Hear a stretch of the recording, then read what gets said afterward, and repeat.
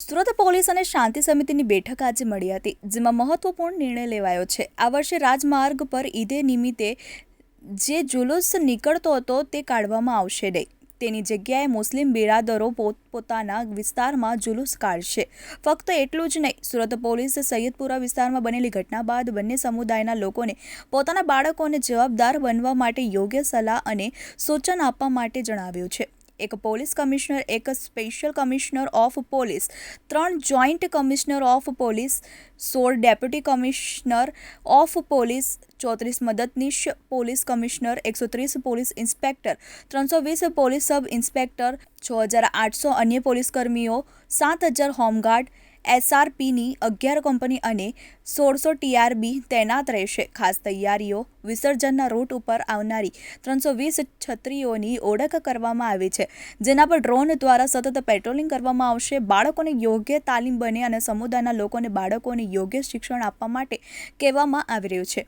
Police દ્વારા પ્રાપ્ત માહિતી અનુસાર સૈયદપુરાની ઘટના બાદ શહેરભરની તમામ મદ્રેસાઓમાં પોલીસ દ્વારા ત્યાંના મૌલવીઓને સમજાવવામાં આવી રહ્યા છે, જે પણ બાળકો ભણવા માટે આવે છે તેમને યોગ્ય તાલીમ આપવામાં આવે। હિન્દુ સમુદાયના લોકોને પણ તેમના ઘર વિસ્તાર અને આસપાસના વિસ્તારોમાં રહેતા બાળકોને આવી ઘટનાઓમાંથી શીખવા અને ભવિષ્યમાં તેનાથી કેવી રીતે બચી શકાય તે અંગે જાગૃત કરવા સમજાવવામાં આવી રહ્યા છે। બધી જગ્યાએ આપ જોઈ શકો છો, જેટલા બી અમારા પસાર થતા હોય છે સંવેદનશીલ વિસ્તારમાંથી, તો એમાં લગભગ જો અમારા પોલીસના કેમેરાઓ ટોટલ કરી અમારા 1600 જેટલા કેમેરા અમારા લાગેલા છે અને સાથોસાથ કોર્પોરેશનના भी कैमरा लागेला है। ત્યાં हमारा धारा साहब श्री MP साहब ने ग्रांड में 300 अलग कैमरा आ विस्तारों में लागेला है, फकत आ विस्तारों में। तो अपना बात करिए तो लगभग जो 3000 ना आसपास हमारा CCTV कैमराओ है। आ सिवाय घણા બધા કેમેરાઓ જે સ્થાનિક નાગરિકો છે जो પોતાના ઘરમાં પોતાના जो કામ ધંધાના જગ્યા ઉપર લગાયેલા છે, जो રોડ ઉપર भी એના રહે છે, એના भी અમે લોકો એનાથી મદદ લઈને એના ઉપયોગ કરવાના છે। સાથોસાથ जो वीडियोग्राफर જે રીતે મેં बताया, જ્યાં નથી कैमरा अमुक स्टेज में ત્યાં हमारा वीडियोग्राफर રહેશે। 40 जगह में नक्की करा चाहिए और जो टेम्परेरी 2 દિવસ માટે કોર્પોરેશન तरफ से कैमरा लगावવામાં આવી રહ્યા છે, जो भी લાગી જશે। तो एक જ્યાં જ્યાં में लगता है कि हमारा ग्रे एरिया છે ત્યાં નથી कैमरा, ત્યાં भी આ લોકો लगावશે और ड्रोन से आखा पूरा सर्वेलेंस कंटिन्यूअस चालू રહેશે कि गलियों में શું ચાલી રહ્યા છે, छतों में શું ચાલી રહ્યા છે। અને जो हमारी छत वाला धाबा पॉइंट जो टीम છે 320 धाबा એટલે 3-4 માણસો બધા ધાબા ઉપર રહેવાના છે। તો હજારની સંખ્યામાં ધાબા પોઈન્ટ માણસોમાં ડિપ્લોયડ રહેશે।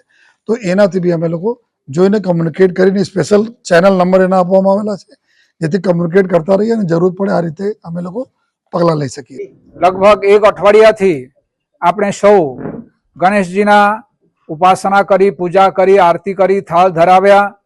હવે 17 તારીખે જ્યારે વિસર્જનના દિવસ નજદીક આવે છે તે દિવસે પણ આપણા ઈષ્ટદેવની સારી રીતે બાજતે ગાજતે સારી રીતે શાંતિપૂર્ણ માહોલમાં ગણેશજીનું વિસર્જન થાય એને માટે આપણે સૌએ સહકાર આપવાની જરૂર છે। પોલીસ તંત્ર અને જે અન્ય સરકારી તંત્રો છે એને તો બધી વ્યવસ્થા ગોઠવ્યું છે, પરંતુ એને માટે આપણે સવારે જલ્દી નીકળવાની જરૂર છે। હિન્દુ મિલન મંદિર વર્ષોની પરંપરા હતું કે અમે સૌથી છેલ્લે અમે વિસર્જનમાં જતા હતા, પરંતુ છેલ્લા લગભગ 15 વર્ષથી મેં એ જે પરંપરા છે એ તોડીને અમે હવે 9 વાગે હિન્દુ મિલન મંદિરમાંથી નીકળીએ છીએ અને 10:30 વાગ્યાની આસપાસ ભાગલપુર પહોંચીએ છીએ અને 10:15, 11:15 થી 11:30 સુધીમાં અમે ચોક બજાર પહોંચી જઈએ છીએ। મિત્રો, તો એને માટે છે કે આ વિસર્જન વ્યવસ્થા જલ્દી પતે, જલ્દી શાંતિપૂર્ણ રીતે બધા ઘરે પહોંચે, અમારા જે ભાઈઓ અને બંધુઓ છે એ જલ્દી નીકળે। અને બીજી એક વાત ખાસ ધ્યાન રાખવાની છે કે તમારા સરઘસની અંદર કોઈ દારૂ પીને અથવા કોઈ માદક દ્રવ્ય પીને તમારા સરઘસમાં ના જોડાય, તમારી સાથે ના હોય, જેથી રાસ્તામાં કોઈ બવાલ કરે અથવા તો રાસ્તામાં કોઈ આવી તોફાન ઊભું કરે, એ ખાસ ધ્યાન રાખવાની છે। અને જેને જે કોઈ રૂટ આપવાની છે એ રૂટ પર આપણે જવાનું છે। વિશેષ કરીને પ્રોબ્લેમ છે જે મોટી મૂર્તિઓ છે। મિત્રો, અમે બાર આપણે અપીલ કરીએ છીએ કે શ્રીજીના મૂર્તિ જે છે એને બહુ મોટી મૂર્તિ ના બનાવશો। એનું કારણ એ છે કે વિસર્જનમાં એ બહુ તકલીફ ઊભી કરે છે। છતાં પણ જે લોકોએ બેસાડ્યા છે એને મારી નમ્ર નિવેદન છે કે આપ જ્યારે ગણપતિના વિસર્જન માટે એને લઈ જાઓ છો ત્યારે જે છે ત્યારે એની જે કોઈ આસન છે અથવા બીજી કોઈ ડેકોરેશન છે એ ડેકોરેશનને તમે દૂર કરી દો અને ફક્ત ગણેશજીના જે મૂર્તિ છે એ ગણેશજીની મૂર્તિને આપ વિસર્જનમાં લઈ જાઓ, જેથી રાસ્તામાં જે ઇલેક્ટ્રિકનું વાયર છે એ નડે નહીં. બીજી કોઈ જ્યાં પુલ નીચેથી જવાનું હોય છે એ ત્યાં પછી ગણપતિની મૂર્તિ ખંડિત નહીં થઈ જાય. એને અમે તમારા ભલાઈ માટે એ કહીએ છીએ. તો આ બધી વિષયોનું ધ્યાન રાખશો અને આ બધા વિષયોનું ધ્યાન રાખીને ગણપતિ વ્યવસ્થા, વિસર્જનની વ્યવસ્થા ખૂબ સારી રીતે સંપન્ન થાય એને માટે આપણે સૌ પ્રયત્નશીલ રહીએ.